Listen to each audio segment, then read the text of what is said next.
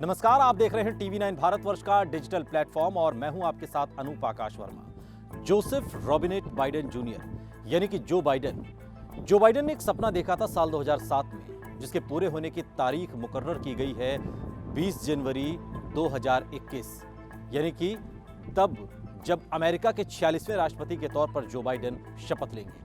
Joe Biden को दुनिया के उन चंद राजनेताओं में से एक माना जाता है जिन्हें राजनीति की सबसे ज्यादा समझ है, सबसे ज्यादा अनुभव रखते हैं। राष्ट्रपति बनने के बाद बाइडेन विल्मिंगटन के अपने घर से व्हाइट हाउस में शिफ्ट हो जाएंगे।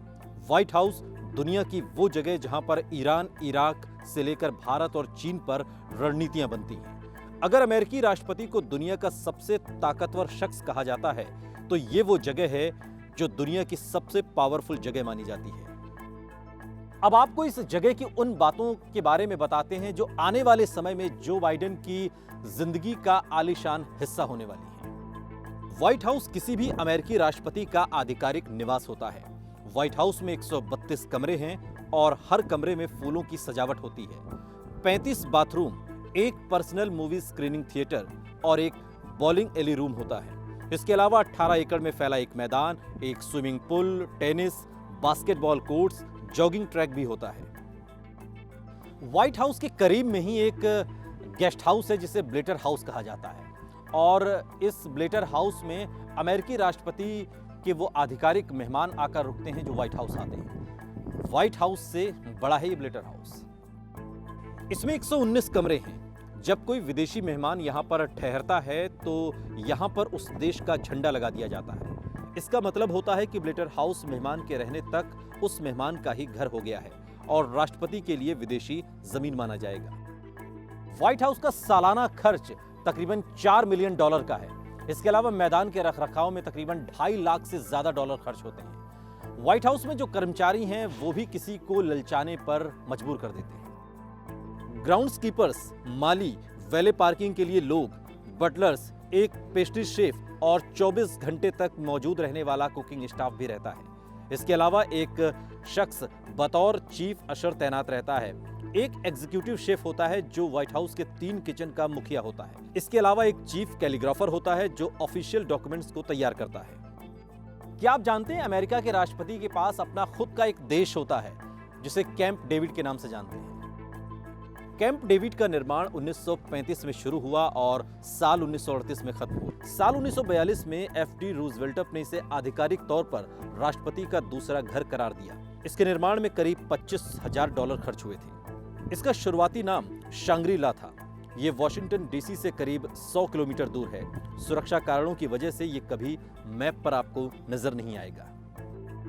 कैडिलैक की द बीस्ट अमेरिका के राष्ट्रपति की आधिकारिक कार होती है जिसकी कीमत तकरीबन $3 लाख है। 12.7 सेंटीमीटर की मोटी प्लेटिंग इस कार के कवच के तौर पर होती है। इसके दरवाजों का वजन उतना है जितना बोइंग 757 के दरवाजों का होता है। इसके टायर पंचर होने के बाद भी काम करते हैं। कार के पास अपनी खुद का oxygen supplier, fire fighting system और एक ब्लड बैंक भी है। कार टीयर गैस से लेकर ग्रेनेड तक फायर कर सकती है।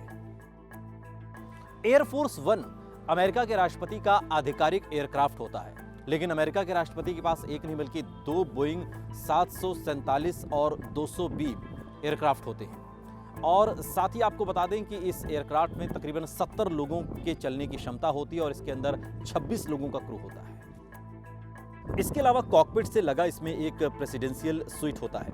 राष्ट्रपति का ऑफिस, बाथरूम, बेडरूम और यहां तक कि वर्कआउट रूम भी होता है। एयरक्राफ्ट का ऊपरी हिस्सा टेलीकॉम सेंटर के लिए जबकि निचला हिस्सा कार्गो के लिए इस्तेमाल होता है। इसके अलावा राष्ट्रपति के पास मरीन 1 चॉपर होता है जो राष्ट्रपति को कैंप डेविड तक ले जाने के काम आता है। अमेरिकी राष्ट्रपति को जिस देश की यात्रा पर जाना होता है उससे पहले उनका मोटरकेड कॉन्वॉय पहले पहुंचता है। इस कॉन्वॉय में बीस्टा जैसी कारें होती हैं जो इन कारों को ले जाने के लिए C-141 कार्गो प्लेन का इस्तेमाल किया जाता है। अमेरिका के राष्ट्रपति को $4 लाख सैलरी मिलती है।